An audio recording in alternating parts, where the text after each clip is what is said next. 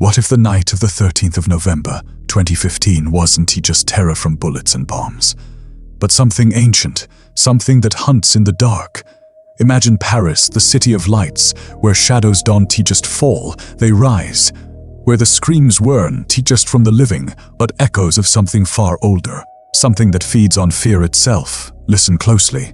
Can you hear them whispering? The 13th of November, 2015. A Friday evening. Paris glows with that familiar golden warmth, the kind that makes you forget winter is coming.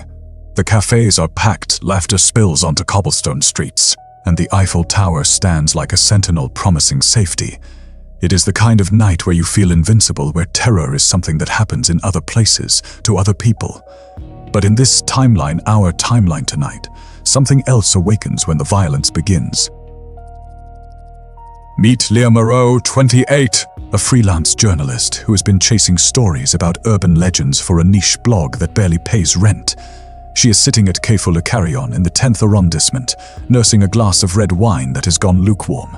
Her laptop open to a half-finished article about forgotten Parisian ghost stories. Around her, the usual Friday crowd buzzes with life. A couple arguing playfully over dessert, students debating philosophy with the passion only cheap wine can fuel. An old man reading Le Monde while his coffee goes cold. Leah should be happy. She has finally got an editor interested in her work, a real publication willing to pay for a piece on how modern Paris has forgotten its darker folklore. She smiles at the irony. Here she is writing about shadows and old superstitions, while the real world hums along, safe and bright and beautifully mundane. The kind of shift you might blame on a draft, or the metro rumbling beneath the streets.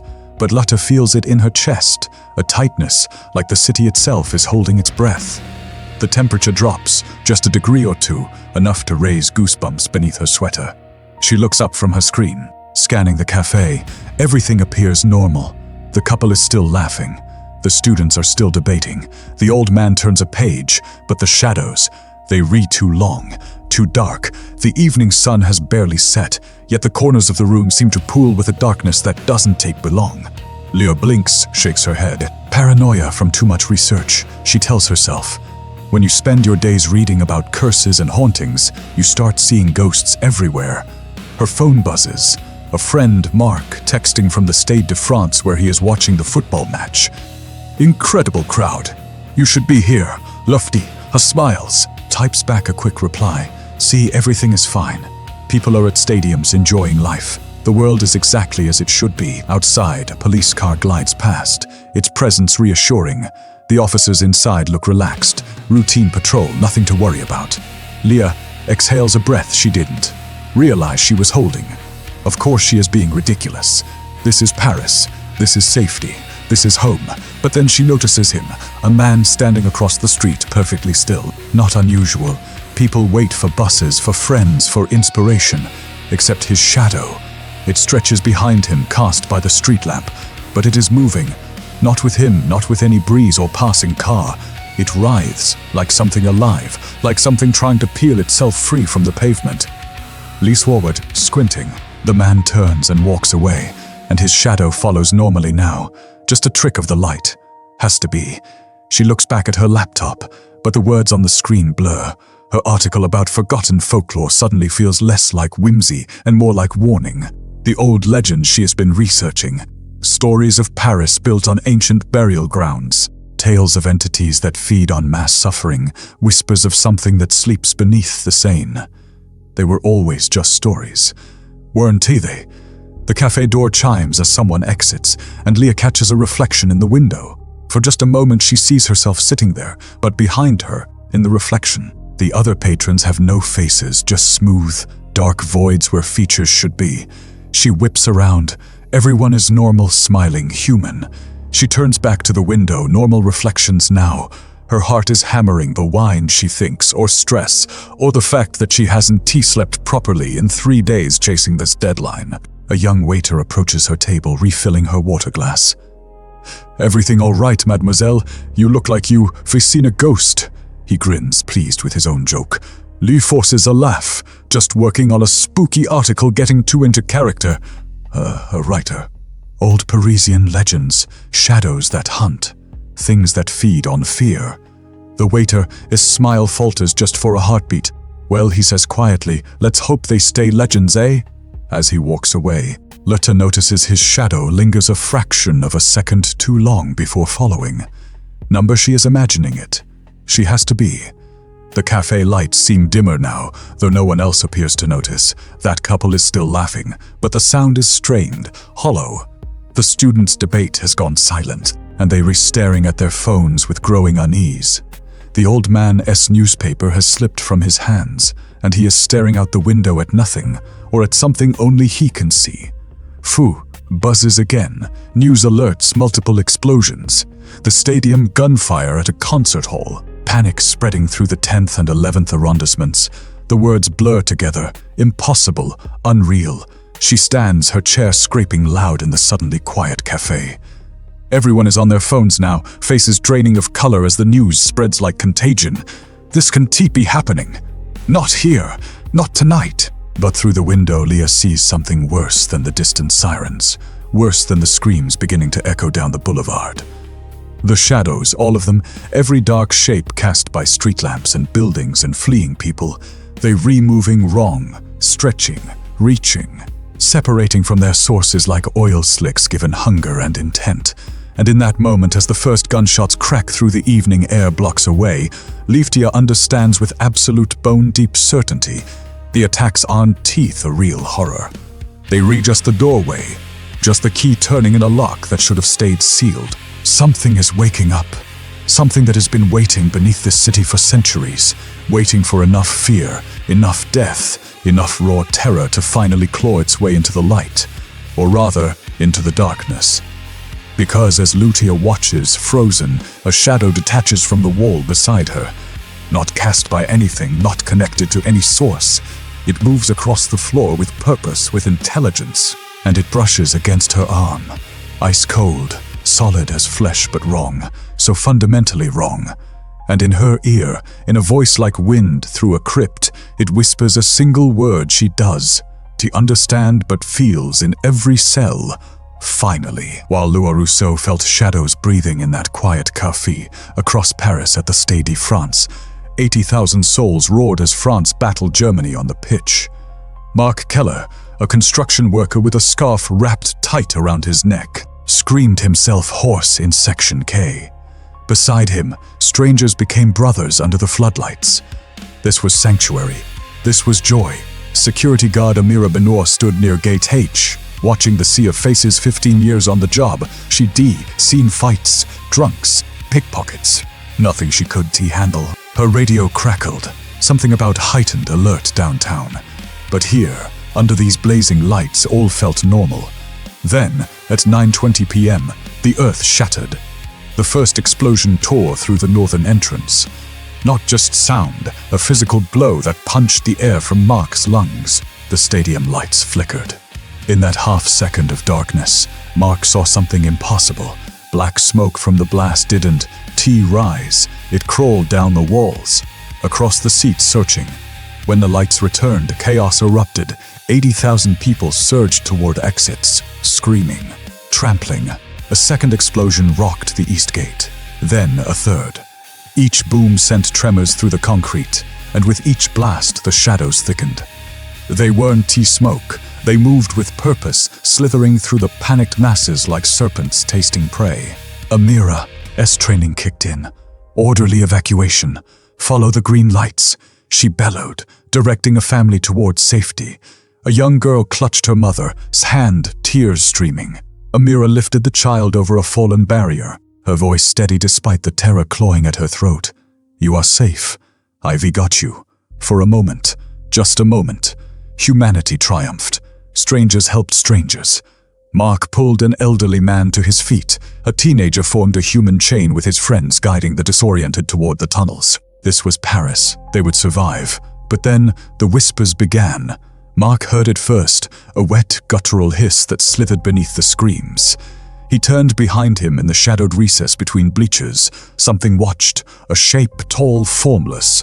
Two voids where eyes should be, fixed on him with ancient hunger. "Do you see that?" he gasped to the man beside him. "See what?" Mark blinked. The shadow was gone. Paranoia, he told himself. just shock. But then the scent hit him, rain-soaked earth, burnt hair, and something rotten. The air itself grew thick, viscous, as if reality were curdling. Around him, people stumbled, clutching their heads. A woman screamed. "They in my head. They whispering." Amira saw it too. The shadows weren't just darkness, they were alive. They pooled at the feet of fleeing survivors, then rose like smoke, coiling around legs, arms, throats. Wherever they touched, victims froze, eyes glazing, mouths opening in silent screams, and then they changed. Their pupils dilated until only black remained. Twin voids reflecting nothing. One man, a father clutching his son, suddenly stopped mid-run, his head tilted at an unnatural angle. He smiled a slow, terrible grin and whispered to the boy in a voice layered with static, "Dawn, do you want to stay in the dark forever?" The boy shrieked. The father's grip tightened. Amira lunged, ripping the child away. "Run! Go!" But the possessed man didn't chase. He simply stood there, head cocked, watching her with those empty eyes around him. Others began to turn. A teenage girl, an old man, a security officer, all standing still, all smiling. Mark stumbled into a service corridor, dragging 2 others with him. They huddled in the fluorescent glare, panting. "We're okay," Mark gasped. "We're okay." The woman beside him, a doctor she'd said, nodded shackily. "Just keep moving." The exits, the lights went out. In the absolute blackness, Mark heard breathing. Not his own. Not the doctor's, something else. Close, so close he felt cold air brush his neck. "Mark," a voice whispered, his mother's voice, but his mother had been dead for 3 years. "Mark, why did you leave me alone?" Tears burned his eyes. "You're not real. I'm so cold, Mark, so cold in the dark. Come find me." His hand reached toward the voice, toward the shadow, but the doctor yanked him back. "It is not her. Don't listen." The lights flickered on. The corridor was empty, but on the wall, scrawled in something wet and black, were words in a language Mark didn't know, yet somehow understood. "We feed on what you fear most." They ran, out into the concourse where Amira had gathered a group of 20 survivors. They pressed together, backs against the wall, eyes scanning the darkness beyond the emergency lights. For a fleeting heartbeat, there was hope. Safety in numbers. The exits were close. They could make it. Amira counted heads, 21 now with Mark's group. She locked eyes with each person, anchoring them to reality. "We move together. No one gets left." A tap on her shoulder, she turned. A young man, university student, maybe 20, stood there smiling. She recognized him. He'd been part of her group. She'd helped him over a barrier 10 minutes ago. "Thank you," he said softly, "for saving me." Amira smiled back, relief flooding her chest. "You're welcome." She saw his eyes, black, void, empty. His smile widened, splitting his face impossibly wide, revealing not teeth but a yawning pit of darkness. His hand, cold, too cold, gripped her wrist. The shadow beneath his feet spread like spilled ink, reaching for the others. "Run!" Amira screamed, shoving him away. But he didn't stumble. He simply stood there, tilting his head with predatory curiosity. "Why run?" He whispered in a voice that wasn't his, a chorus of whispers, layered and wrong. "The darkness is already inside you." Mark grabbed Amira's arm. "We have to go now." They fled into the labyrinth of corridors, the possessed students' laughter echoing behind them, a sound that promised this was only the beginning. Because across Paris, at the Bataclan concert hall, the shadows were about to feast on a crowd trapped with nowhere to run. 9:40 p.m. The Bataclan concert hall throbbed with 1,500 bodies packed shoulder to shoulder, swaying to eagles of death metal. Guitarist Theo Laurent grinned from the stage, sweat dripping into his eyes, fingers flying across strings. This was freedom. This was life. In the crowd, university student Emma Girard screamed lyrics with her best friend Clofa, their voices lost in the beautiful chaos of sound and light. Then the music shattered. Not from the stage, from behind. Gunfire ripped through the hall in staccato bursts, each crack a puncture wound in reality. Bodies fell. Strobe lights flickered red, white-red painting the carnage in nightmarish snapshots. Cito's guitar feedback squealed as he dove behind an amplifier, the sound twisting into something wrong. like screams dragged backward through a broken speaker. But it wasn't just bullets that hunted in the Bataclan that night. From the stage's darkest corners where light never quite reached, shadows poured, not smoke, not darkness. Things they slithered across the floor, up the walls, across the ceiling, formless yet purposeful, as if the terror itself had taken shape. And where they touched the fallen, the dead, they fed. The air grew thick with the stench of sweat, blood, and something older, metallic, glacial, like the breath of a tomb opening after centuries. Emma grabbed Clu's hand and ran. They crashed through the panicked crowd, trampling over fallen friends, dodging the relentless gunfire. Behind them, the shadows spread like spilled oil, always watching, always following. Emma risked a glance back and saw something that stopped her heart. A man lay motionless on the floor, a shadow coiled around his body, seeping into his mouth, his eyes, his ears. Then he stood. His movements were wrong, joints bending at unnatural angles, head tilting too far. His eyes were black voids, and he smiled at her. "Emma," he whispered in a voice layered with static and screams. "Why are you running?" Chloe yanked her forward. "Don't. Look, just run!" They found a storage room. 20 others already huddled inside. A bartender named Julian had shoved a metal shelf against the door. Hands trembled. Breath came in ragged gasps. Someone sobbed quietly in the corner. For a moment, there was hope. They were alive. They were together. "We can call for help," Emma whispered, pulling out her phone. Bars flickered. One, then none, then one again. "If we requiet, if we just wait, they'll come," Julian said firmly, gripping a broken chair leg like a weapon. "Police, military, someone will come." Clinging to the fragile comfort of his words, a middle-aged woman squeezed Emma's shoulder. "I'll be okay. We just have to hold on." But then the whispers began. At first, Emma thought it was survivors in other rooms, muffled voices through the walls. But the words weren't French, weren't any language. Just wet, guttural sounds that somehow burrowed into her skull, translating themselves into pure dread. The single overhead bulb flickered. In the corner, a shadow detached from the wall. No one else seemed to notice. It slid across the floor, silent, patient, and pooled at the feet of a young man clutching his phone. His expression glazed, his lips moved, forming words that weren't his own. "They, in the walls," he murmured. "They waiting. Shut up," someone hissed. "You'll give us away." But he kept talking, voice rising in pitch. "They know where we are. They know our names. They've been waiting so long, and they so hungry." Julian clamped a hand over the man's mouth. Too late. The door rattled, not from outside, from within. The metal shelf scraped against the floor, moving on its own. The lock secured. Checked 3 times. Slowly turned. "No," Chloe breathed. No. The door creaked open. Nothing there, just the darkened hallway beyond. Flickering emergency lights casting jittering shadows. Relief, cold and brief, washed over the group. A false alarm, just the building settling.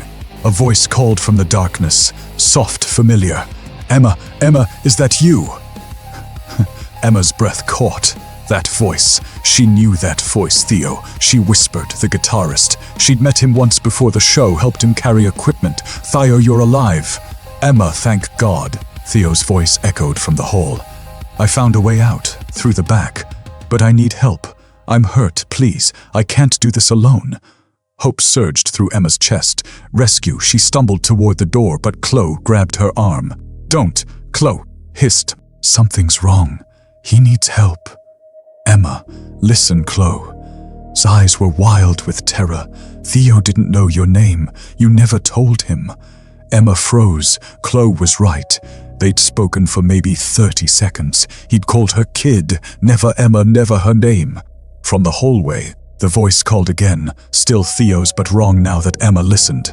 Too flat, too hollow, like words spoken through a mask. "Emma, why won't you come? Don't you trust me?" The shadows in the hallway moved. They rose from the floor, forming the vague outline of a human figure, tall, thin, head cocked at that unnatural angle. Where its face should be, twin voids stared directly at her. "Emma," it whispered in Theo's voice. Then someone else's voice. Then her mother's voice. "Come into the dark. It is so lonely out here, so cold."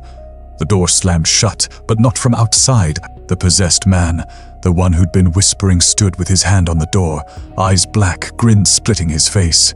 "It is already inside," he said in that chorus of voices. "It has always been inside." The lights went out. In the darkness, Emma heard 20 people screaming, heard something wet and heavy dragging across the floor, heard Julian's chair leg clatter uselessly, and beneath it all, the whispers promising that the concert hall was no longer a place of music and joy. It was a tomb, and the shadows were just beginning to play. Outside, across Paris, more gunfire erupted at the Cafés, more shadows awakened, and in that storage room, Emma realized with creeping horror that rescue wasn't coming. Only the darkness. Always only the darkness. 10:15 p.m. While horror consumed the Bataclan, Paris' 11th arrondissement still hummed with Friday night life. At Le Carillon Café de Ford, waitress Isabelle Moreau balanced 3 espressos and a carafe of red wine, weaving between tables crowded with couples and friends. Laughter spilled onto the sidewalk. Cigarette smoke curled beneath amber streetlights. This was her Paris, resilient, warm, alive. Then the world exploded in glass and blood. Gunfire erupted from a passing vehicle. Sharp, brutal, final. Café windows shattered in slow motion cascades, each shard catching neon light before tumbling to the pavement. Isabelle hit the ground, wine splashing across her apron like a wound. Screams. So many screams. A man beside her clutched his chest, eyes wide with confusion, as if he could quite believe this was happening. Not in Paris, but it wasn't just bullets that tore through Le Carillon that night. In the broken glass, in the pooling wine, in the darkened doorways. Shadows uncoiled. They rose from the carnage like smoke from forgotten cigarettes, stretching and twisting with that same unnatural purpose Isabelle had seen on the news footage from the stadium. The air grew thick with the tang of spilled wine, burnt gunpowder, and something ancient. Something that fed on the terror soaking into the cobblestones. "Help! Someone help me!" A woman's voice, desperate. Isabella's training. Years of dealing with drunk tourists and kitchen fires kicked in. She crawled toward the voice, past overturned tables, past the wounded and the dying. Found a young mother clutching her daughter, blood streaming from a gash on her temple. "I've got you," Isabelle whispered, pressing a napkin to the wound. Around them, others emerged from their shock. A chef from the kitchen appeared with towels. A student ripped his shirt for bandages. A businessman cradled an elderly man, his head whispering reassurances. For one fragile moment, humanity triumphed. Strangers became saviors. This was what Paris did. It survived. But then Isabelle noticed something wrong. The shadows on the café walls weren't moving with the flickering emergency lights. They moved independently, sliding across brick and glass like oil spreading on water, and wherever they touched the fallen, those bodies twitched, fingers curling, eyes opening, but not to relief or pain. A man Isabelle had helped just moments ago. Pierre, a regular who always ordered café elite and croissants, sat up slowly. His wound had stopped bleeding. His eyes were open, but there was nothing behind them. Just black, just void. "Pierre," Isabelle whispered. "Can you hear me?" He turned his head toward her. That same unnatural angle seen on the news, the angle that made her stomach clench. He smiled. "Isabelle, you remember my name, how sweet." But Pierre had never known her name. She'd served him for months, always professional, never personal. She'd never worn a name tag. "How do you—" "I know everything about you, Isabelle," Pierre said in a voice that wasn't quite his, layered wrong like multiple people speaking through one mouth. "I know you send money to your sick mother in Marseille every month. I know you lie awake at night wondering if you'll die alone. I know you are terrified right now." Isabelle scrambled backward. Around her, others were standing. The wounded who shouldn't to be able to walk, all wearing the same empty expression, all moving with those jerking, puppet-like motions. "Run!" the chef screamed, grabbing Isabelle's arm. They fled down the Rue Alibert, past La Casa Nostra Pizzeria, where more gunfire had erupted, past bodies sprawled on sidewalks, past overturned bicycles and abandoned phones still glowing with unanswered calls. Other survivors joined them, a teacher, a tourist couple, a taxi driver, all running blindly into the night. Behind them, the possessed followed. Not running, just walking, patient, inevitable. A siren wailed in the distance. Police lights strobed against building facades. Help was coming. Isabel's heart surged with desperate hope. The authorities would know what to do. They'd have answers, weapons, something. The chef suddenly stopped running. "Did you hear that?" he whispered, head tilting. "Hear what?" Isabel panted. "We have to keep moving, my daughter. She is calling for me." His eyes glazed. "She is in trouble. I have to. Your daughter is in Lyon. You told me she is visiting her grandmother."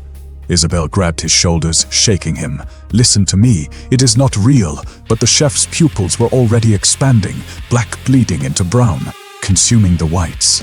His smile grew too wide. "Isabel, why are you running? Don't you want to know what it feels like? The darkness is so peaceful." She shoved him away and ran. The others scattered into side streets, each choosing their own desperate path. Isabel ducked into an alley between shuttered shops, pressing herself against cold brick, trying to control her ragged breathing, trying to think. How many were possessed? How could you tell until it was too late? The teacher who'd run beside her had his eyes looked right. The tourist woman, had she been limping before? Or was that new? Who was real? Who was human? Footsteps echoed at the alley's entrance, slow. Measured, a figure emerged from the darkness, silhouetted, features hidden. But the voice, Isabel knew that voice. "Isabel, thank God I found you." Her co-worker, Matthew. He'd been on shift with her at Le Carillon. She'd seen him dive behind the bar when the shooting started. He looked terrified, blood on his hands, eyes wide and human. "Matthew." Relief flooded through her. "Are you hurt? Just scared?" Hands raised in a gesture of peace. "We need to find somewhere safe, together. I know a place. My apartment is just 2 blocks from here. We can lock the doors, call for help." "How did you find me?" Isabel asked quietly. "I followed you. I saw you run, and I saw you dive behind the bar. On the opposite side of the café. You couldn't have seen which direction I went." Matthew's smile didn't falter, but it didn't reach his eyes anymore. "Clever girl," he whispered, and then his voice changed, deepened, multiplied, became that horrible chorus. "I know you, Isabel. I know the secret you've never told anyone. About the night your father died. About what you did." Ice flooded her veins. No one knew. She'd never told a soul about that night 15 years ago. About the phone call she'd ignored. About the choice that still haunted her dreams. "How?" she choked out. "Because I've been inside you, Isabel." Matthew's eyes bled to black. "I've been inside your fear, your guilt, your shame, and you taste delicious." The shadows around him rose like wings, and Isabel realized with crushing horror that nowhere in Paris was safe. Not the streets, not the cafés, not even the spaces between heartbeats where she tried to hide from her own memories. The nightmare wasn't just spreading, it was everywhere. It always had been. 10:45 p.m. Liorceau ran through Paris' serpentine alleys, her journalist's notebook long abandoned, her breath coming in ragged gasps that turned to fog in the unnatural cold. Behind her, always behind her, footsteps, not the panicked running of other survivors. These were measured, patient, methodical, like something that knew it didn't need to hurry because there was nowhere left to hide. The streets twisted like veins pulsing with dread. Shadows stretched from every doorway, every lamppost, every corner, elongated fingers reaching, always reaching. The air itself felt thick, viscous, carrying a metallic whisper that might have been wind through narrow passages or might have been something breathing. Couldn't tell anymore, couldn't think straight. Every reflection in every shop window showed movement that shouldn't exist. Every puddle rippled with faces that weren't hers. She stumbled into an intersection and nearly collided with 3 others, survivors fleeing from different directions, all wearing the same expression of hollow-eyed terror. There was a postal worker named Vincent, his uniform torn and bloodied. A university professor, Dr. Adeline Beaumont, clutching a broken umbrella like a weapon, and a teenager, maybe 17, who been at the Bataclan and hadn't spoken since. "This way," Vincent gasped, pointing down a narrow stairwell leading to a basement beneath a shuttered bookshop. They descended into the darkness, the door clicking shut behind them with a sound that might have been safety or might have been a coffin lid closing. For a moment, just a blessed, fleeting moment. There was relief. Battery-powered emergency lights cast a dim, amber glow. Old books lined the walls. Their musty scent a reminder of normalcy, of a world where the worst things that hunted you were deadlines and bills. They collapsed onto dust-covered chairs, trying to catch their breath, trying to believe they'd actually escaped. "We can rest here," Adeline whispered, adjusting her glasses with trembling hands. "Just for a moment. Catch our breath, figure out what to do." Vincent pulled out a dented flask, took a long drink, then offered it around. "My grandfather survived the Nazi occupation," he said quietly. "He told me Paris always survives, always the teenager." Luca learned his name was Lucas, finally spoke. "My mom texted me. She is at home in the 15th. She doesn't know where I am. She must be so scared." They shared their stories in hushed tones, where they'd been when it started, who they'd lost, who they were trying to reach. And for those precious minutes they were human again, connected, not alone in the nightmare. But then Leah noticed something wrong. Their shadows on the wall, cast by the emergency lights, weren't quite right. They moved slightly out of sync with the movements of the people casting them. A half-second delay, like a video with bad audio syncing. She blinked, thinking it was exhaustion, trauma playing tricks. But the shadows kept moving wrong. "Do you see that?" she whispered. The others turned to look, and froze. Because the shadows weren't just delayed, they were showing things that weren't happening. Vincent's shadow raised a bottle to its mouth even though Vincent's hands were folded in his lap. Adeline's shadow held something, a child's hand, though Adeline stood alone. Lucas' shadow was screaming silently, mouth open in a void of anguish. "What is this?" Adeline breathed. "What is happening?" Lucas' voice cracked. That is how I looked when I watched my friend die, at the Bataclan when I could help him, when I just hid." His shadow on the wall turned to face him, and Leah saw. They all saw. Its eyes weren't empty black voids. They were Lucas's friend's eyes, accusing, disappointed, betrayed. "You left me," the shadow whispered in a voice that rattled from the walls themselves. "You promised we'd stay together. You promised." "No," Lucas sobbed. "I couldn't. There was nothing I could do." But the shadow smiled. "You could have died with me. Instead, you chose to live. Coward." Vincent's shadow spoke next in a woman's voice, soft, sad, familiar to him. "You said you'd visit your mother more often. You said you'd make time, but you didn't. And now she is alone in that hospital room, dying, wondering why her son abandoned her." Vincent's face crumbled. I was going to visit next week, I swear." Adeline's shadow held up that invisible child's hand again. "You chose your career over your daughter," it whispered in a little girl's voice. "She needed you at her recital, you promised. But your book was more important, wasn't it? And now she doesn't trust you anymore." "Stop," Adeline choked. "Please, stop." Leah's own shadow began to shift, and she knew with absolute certainty what it was about to show her. The moment 5 years ago when she'd ignored a source's desperate call because she was chasing a bigger story. The source who died that night. The story she'd buried because admitting it would mean admitting she'd valued a headline over a human life. "This isn't real," Lydia said, but her voice shook. "These are just shadows. Just tricks." "Are they?" Vincent's shadow detached from the wall entirely, stepping forward with jerking, nightmarish movements. "Or are we the truth you've been running from? The guilt you carry, the shame you deserve?" A crackling sound erupted from a forgotten radio on a shelf. Simonin had left it on, batteries still working. A tinny voice burst through static. "Military response underway. Evacuations proceeding. Remain in your homes. Help is coming." For one heartbeat, hope flickered. Rescue, organization, the promise that someone somewhere had control. But then Lucas's shadow merged with Lucas himself. The teenager gasped as darkness poured into his mouth, his nose, his eyes. He convulsed once, twice, then went still. When he looked up, his eyes were no longer his own. They were windows into every regret, every failure, every moment of shame he'd ever experienced, all playing simultaneously in those black voids.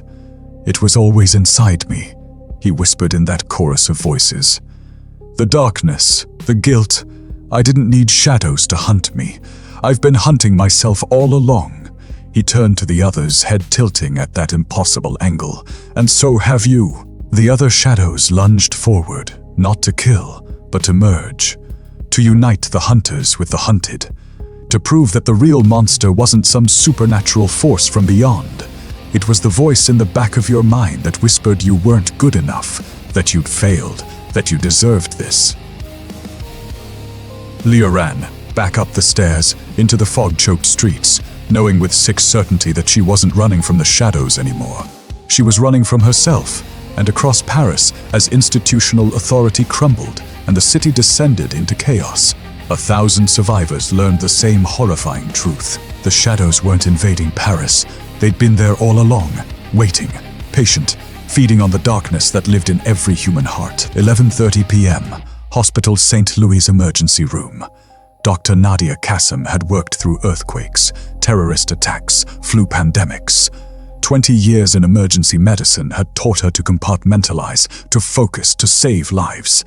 But nothing had prepared her for this. The fluorescent lights flickered like dying fireflies. Shadows seeped through air vents, under doors between the tiles of the suspended ceiling, spreading like infection through sterile corridors. The smell hit her first, antiseptic and blood.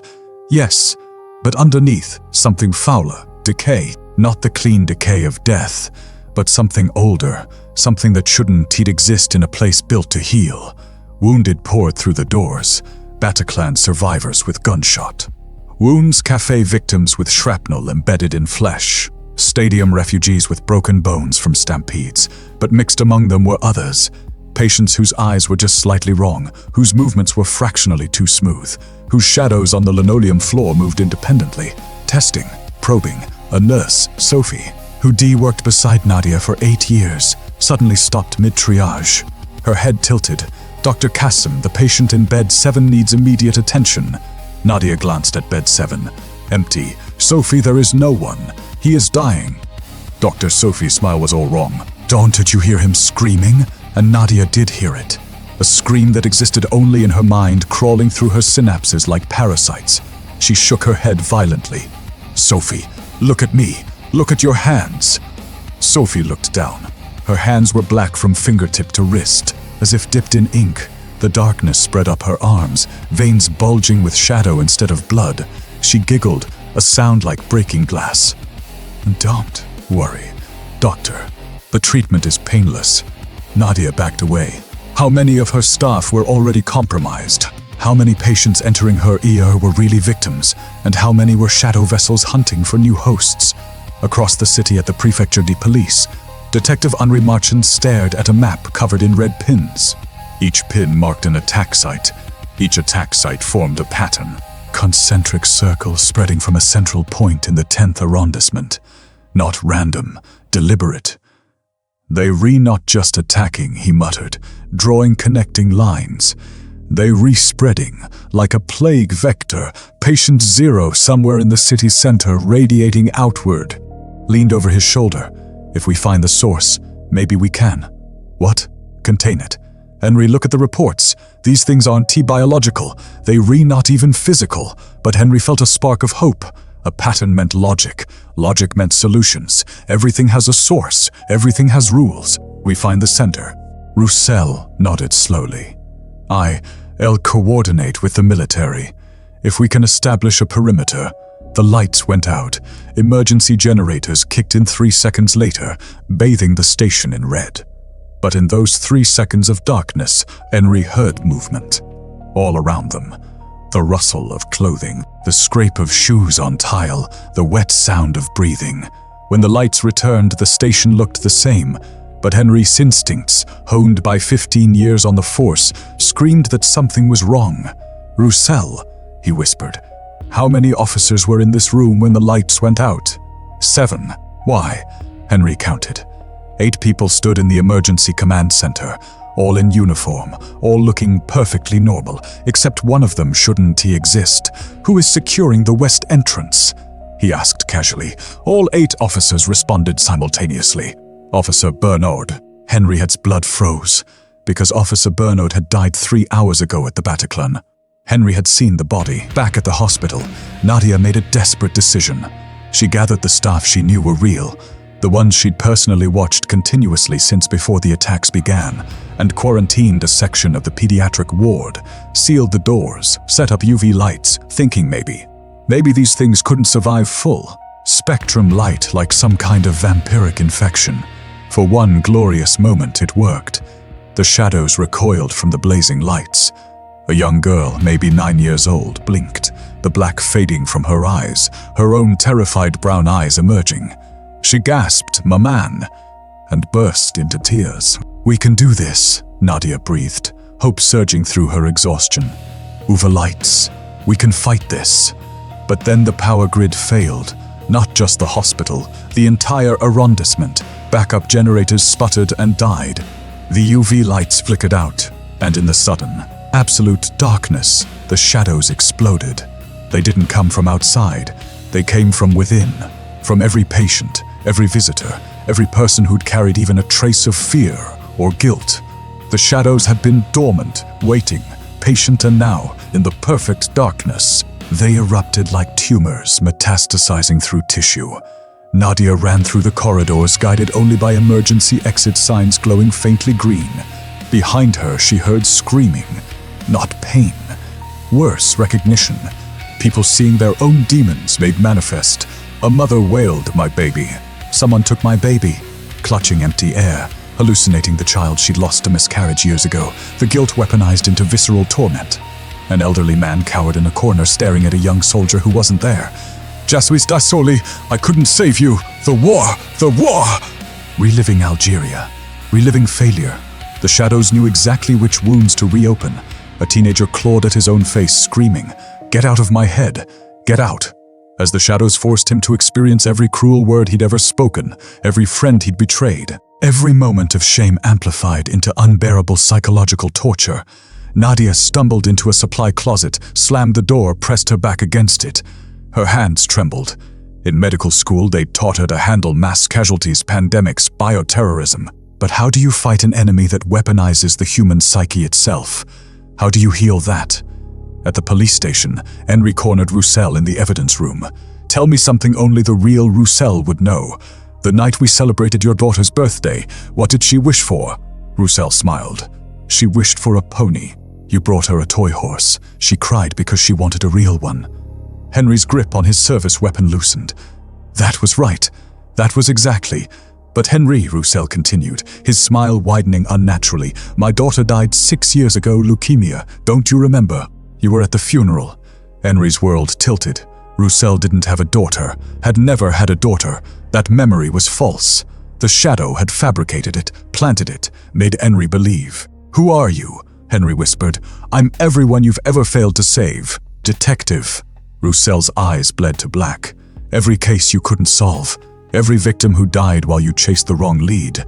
Every moment you chose your career over your dying wife, leaving her alone in hospice because you had to catch one more criminal." Henry staggered back. "My wife," she understood. "She forgave me. Did she? Or is that what you tell yourself so you can sleep at night?" The shadow wearing Roussel's face tilted its head. "I know you, Henry. I know you lie awake wondering if her last words, 'I love you anyway,' meet she loved you despite what you've done. I know that anyway haunts you." The room spun. Trust fractured like brittle bones. If Roussel was a shadow, who else? How long had he been compromised? How many of Henry's decisions had been influenced by a thing wearing his partner's face? Henry backed toward the door, weapon raised, but his hand shook. Not from fear, from the crushing weight of doubt. Because the shadow was right. The guilt was real. The failures were his. And if he couldn't trust his own partner, his own mind, who was left? The institutions were falling. The hospitals, the police, the very fabric of organized response disintegrating as shadows infiltrated, impersonated, corrupted. Paris, the city of lights, was going dark, and the night was only beginning. Midnight, the witching hour when Paris should shimmer with a million lights. Restaurants spilling warmth onto cobblestones, the Eiffel Tower glittering like a beacon. Lovers walking hand in hand along the scene. But on this, the 13th of November, midnight brought only absence. A velvet blackness that swallowed street lamps, suffocated stars, and turned the city of lights into a tomb of impenetrable shadow. On a rooftop in the Marais, Rousseau crouched behind a crumbling chimney, lungs burning, mind fracturing. She'd been running for 3 hours, 3 hours of narrow escapes, of watching others fall to the shadows, of questioning whether she was even still human or just another vessel waiting to be filled. Below her, in the streets, the shadows moved like oil spills given sentience, slashing through alleyways, flowing over walls, hunting with a patience that spoke of eternity. The wind carried sounds that shouldn't exist. Not screams, those had faded an hour ago, but echoes of screams as if the shadows were replaying their victims' final moments on an endless loop. Leia heard her own voice in those echoes, heard herself begging, heard herself breaking. A light flashed 3 times from a neighboring rooftop. Morse code, so as someone else had survived. Leia's heart, so numb with terror it had almost stopped feeling, suddenly leapt. She wasn't alone. She pulled out her phone, used the flashlight to respond. 3 flashes. I see you. Across the gaps between buildings, figures emerged. She recognized them. Camille and Antoine from Le Petit Canard Café, the place where this nightmare had first brushed against her. They looked hollowed out, ghosts of the laughing friends she'd encountered hours ago. With them was Dr. Nadia Kassim from the hospital, and Detective Henri Marchand, his police uniform torn and bloodied. They converged on a central rooftop, meeting like shipwreck survivors clinging to the same piece of driftwood. For one fragile moment there was relief. Unity, the fundamental human need to not die alone. The metro, Henry gasped. Line 4, I saw military trucks staging there before everything went dark. If they still human, Nadia interrupted, her voice raw. If they still real, Camille laughed, a sound scraped raw by trauma. Does it matter anymore? We stay here, we die, we move, maybe we die slower. Antoine gripped her hand. Then we die together, like we should have hours ago. They moved as one, leaping between rooftops, using fire escapes and abandoned construction scaffolding, and for those precious minutes they were united. Survivors, resistors, proof that humanity could still choose to fight. But the shadows were learning, they'd been patient all night, picking off isolated victims, feeding on individual guilt and fear. Now, seeing prey clustering together, they adapted, changed tactics. The pursuit began on the rooftops, shadows rising from every corner like a tide of liquid midnight, no longer slinking but surging. Leia glanced back and saw them coming, formless yet purposeful, moving with the speed of a hunting pack, slasher predators given impossible form. "Run!" she screamed, unnecessary because everyone was already running, but the word needed to be spoken, needed to be real, to prove they still had voices, still had agency. They descended into the metro at Chetlet Station, plunging into tunnels that should have been darker than the streets, but somehow felt safer, because darkness here was expected. Emergency lights flickered, casting everything in sickly amber. Their footsteps echoed on abandoned platforms where thousands had fled hours earlier, leaving behind phones, bags, shoes, evidence of panic written in scattered belongings. But the chase didn't stop. It intensified. Shadows poured down stairwells like waterfalls of ink. They filled tunnels, cutting off escape routes with methodical precision. And worse, they began to separate the group. Not physically, psychologically. Leia heard her mother's voice calling from a maintenance tunnel. "Leia, darling, I am hurt, please. Don't leave me." Henry saw his dead wife standing on the tracks, arms outstretched. "You let me die alone, Henry. Don't you want to make it right?" Camille heard the friend she'd lost in childhood, the one who drowned while Camille watched, frozen. "You could have saved me. You chose not to jump in." The shadows weren't just hunting bodies anymore. They were hunting sanity, peeling it away layer by layer, revealing the raw hurt beneath. The primal terror of being prey in a world where dawn might never come. Each person in the group began to slow, to turn toward their personal demons made manifest. "Don't listen," Nadia screamed, grabbing Antoine's arm as he drifted toward a side tunnel where his father's ghost beckoned. "They not real. They never real." But Antoine's eyes were glassy. "How do you know you are real? How do I know I am not already dead? And this is just hell." They stumbled onto platform 7, gasping, cornered. The only way forward was through the tunnel itself, into absolute darkness, into the shadows. domain behind them, the pursuing entities coalesced, no longer individual shapes but a mass, a wave, an inevitable doom. A ventilation shaft leading upward, moonlight, actual blessed moonlight, filtered down from a street grate, an escape route, a way out. "There," she shouted, pointing. "We can climb. We can." The shadows stopped pursuing. That is when Leah knew they made a terrible mistake. Because the shadows weren't herding them randomly, they'd been guiding them to this exact spot, at this exact moment, as midnight deepened into the dead hour between 12 and 1 am, when the veil between worlds grows thinnest. From every tunnel, every platform, every corner of Paris, this labyrinthine metro system, shadows converged. They flowed together like mercury droplets, merging, combining, amalgamating. Individual entities becoming something impossibly larger. The guilt of thousands. The fear of millions, every dark thought Paris had ever harbored, given form and hunger. The colossal shadow thing rose through the metro tunnel like a tsunami of darkness given consciousness. It had no face, yet lighted looking at her. It had no mouth, yet she heard it laughing, not with joy, but with the inevitability of an avalanche, of gravity, of entropy itself. And then it began to climb. Up through ventilation shafts, up through station entrances, up through sewers and basements and forgotten catacombs.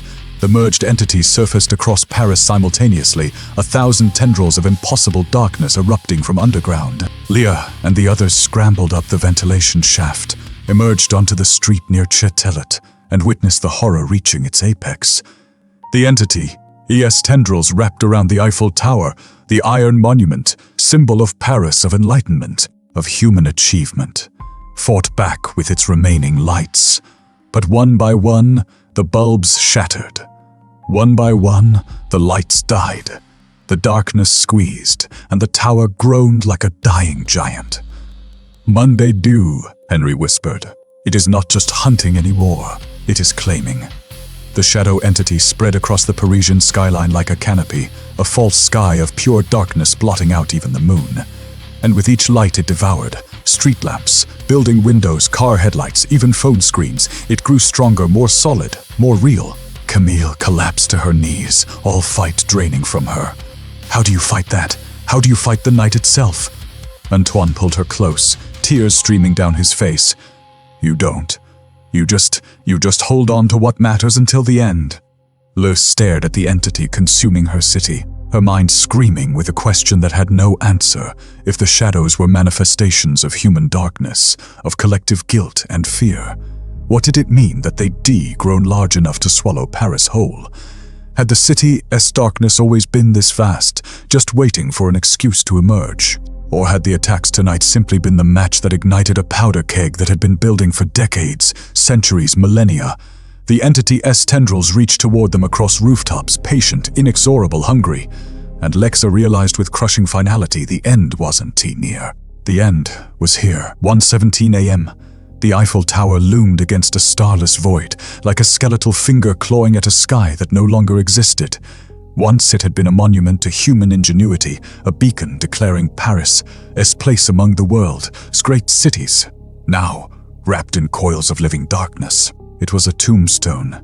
The iron lattice groaned under the weight of shadows that climbed its structure, like vines reclaiming ruins, and the air, the air, hung thick with ozone, with the electrical charge of reality tearing at its seams, with the accumulated sobs of the damned echoing across the Champ de Mars. Lucia Rousseau stood at the base of the tower with the others, Camille and Antoine clutching each other, Henri with his useless service weapon still gripped in white-knuckled hands, Nadia staring up with the hollow eyes of someone who witnessed too many deaths to count. They deconverged here not by choice, but by design. The shadows had herded them, guided them, brought them to this nexus where the entity's power concentrated like a malignant tumor at the heart of Paris. "This is where it started," Henri whispered, though that wasn't quite true, or where it ends. Lou shook her head from her journalist's perspective, that analytical part of her brain still desperately trying to make sense of the senseless. She understood. "Number, this is where we finally see it for what it always was. The darkness wasn't born tonight. It was always here, in every grudge, every prejudice, every moment we chose fear over compassion, every time we looked away from suffering because it was easier. Tonight just gave it form. The colossal shadow entity pulsed around the tower, neither liquid nor solid, existing in some liminal space that human eyes weren't meant to perceive. And within its writhing mass, Lytia saw faces. Thousands of them. Millions. Not the victims of tonight's attacks, but everyone. Every Parisian, every human who ever harbored darkness in their heart. The entity was an invader. It was Amira. Camille laughed, a broken, jagged sound. So what? We just accept it. We just give up. Number Antoine pulled her close, and Leah saw something fierce ignite in his eyes. The same defiance that had built cathedrals, stormed bastilles, survived occupations.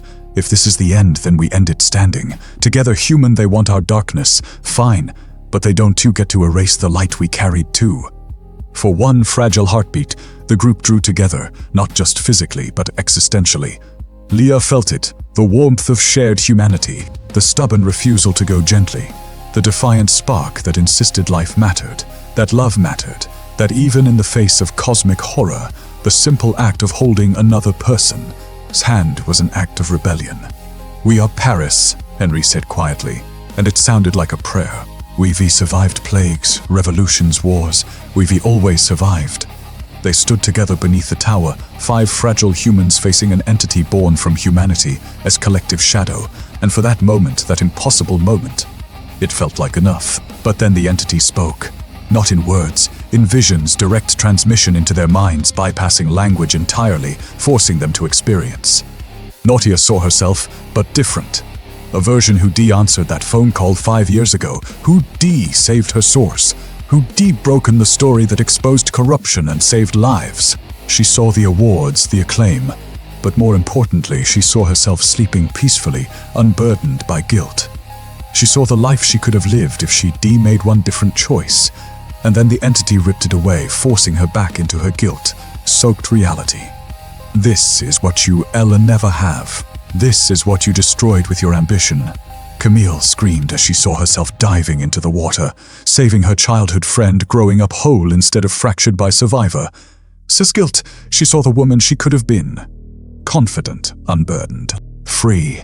Antoine saw himself visiting his mother every week, holding her hand as she passed peacefully, surrounded by family instead of dying alone in that sterile hospital room, calling for a son who never came.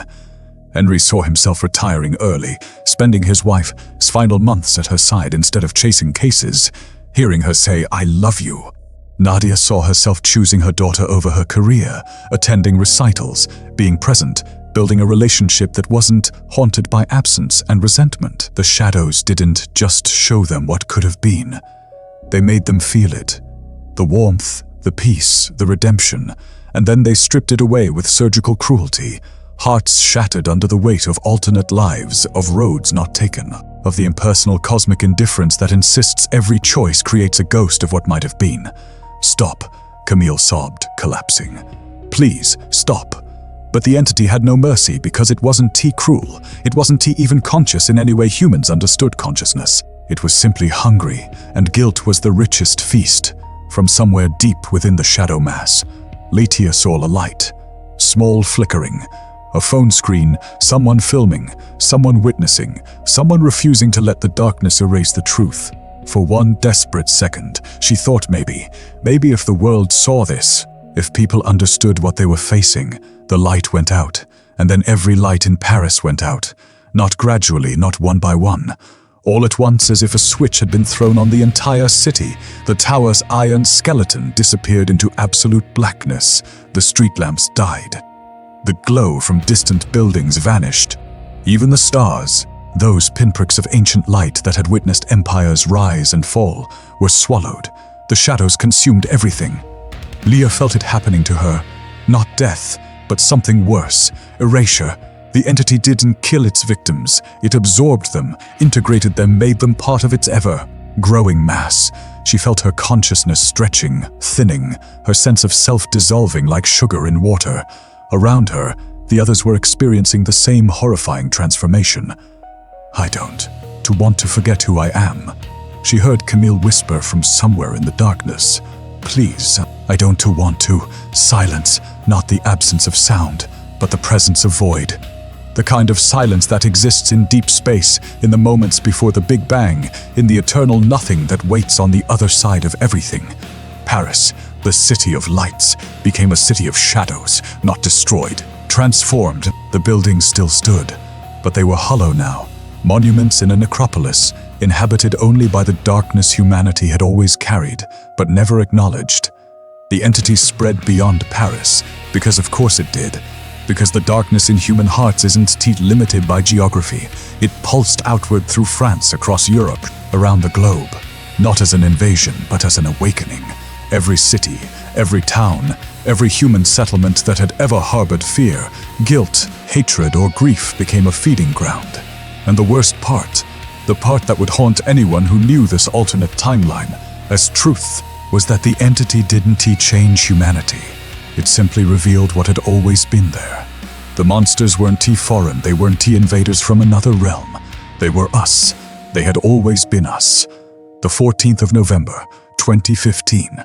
The sun should have risen over Paris at 8:07 a.m. But when that moment came, the sky remained black. Not with clouds, not with smoke, with the accumulated darkness of human hearts given physical form, blocking out the light not through force, but through sheer weight. Dawn never came, and in that eternal night, the entity whispered truths that no one was left to hear, that the real terror isn't the violence humans inflict on each other, but the darkness they carry within themselves, that every act of cruelty, every moment of indifference, every choice to look away from suffering feeds something vast and patient and hungry, that the shadows don't hunt us. We are the shadows. The question was never, what if the Paris attacks unleashed supernatural horror? The question was always, what if the horror was already here, and we just refused to see it? Fade to black, a whisper barely audible, the shadows are still watching. Are you safe?